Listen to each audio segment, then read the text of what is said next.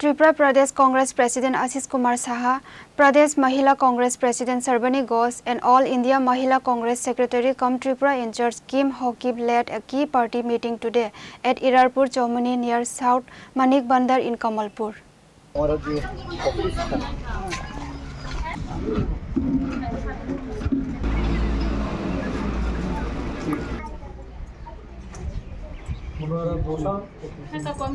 The leadership discussed and launched a mass signature campaign demanding the immediate implementation of the 33% women's reservation policy, with key addresses delivered by the visiting dignitaries.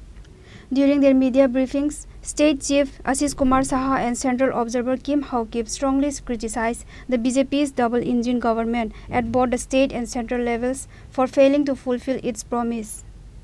Tripura State in charge, Kim Madam, আজকে সারা দেশব্যাপী মহিলা reservation act 2023-তে যেটা pass হয়েছিল implement করার জন্য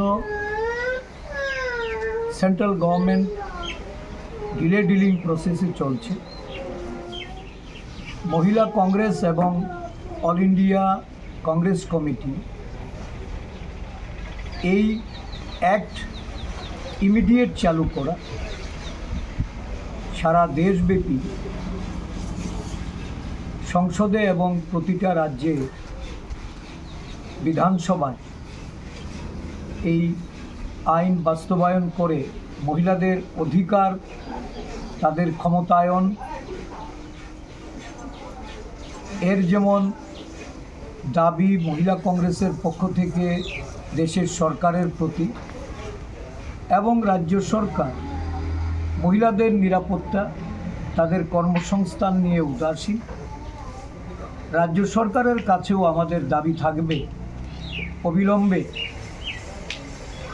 রাজ্যের সমস্ত অংশের মহিলাদের তাদের নিরাপত্তার প্রশ্নে, তাদের কর্মসংস্থানের প্রশ্নে প্রয়োজনীয় উদ্যোগ গ্রহণ করা।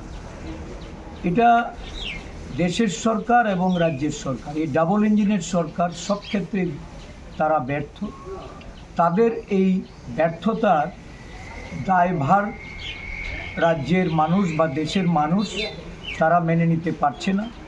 আর এই কারণেই আজকে রাজ্যে রাজ্যে সর্বভারতীয় মহিলা কংগ্রেসের যারা দায়িত্বপ্রাপ্ত প্রভারী তারা রাজ্যে রাজ্যে আসছেন এবং রাজ্যে কর্মসূচির মাধ্যমে আন্দোলন করে মহিলাদের রিজার্ভেশন আইন বাস্তবায়নের জন্য আদায় করার তাদের যে অভিপ্রায়, এই অভিপ্রায় ব্যক্ত করছেন।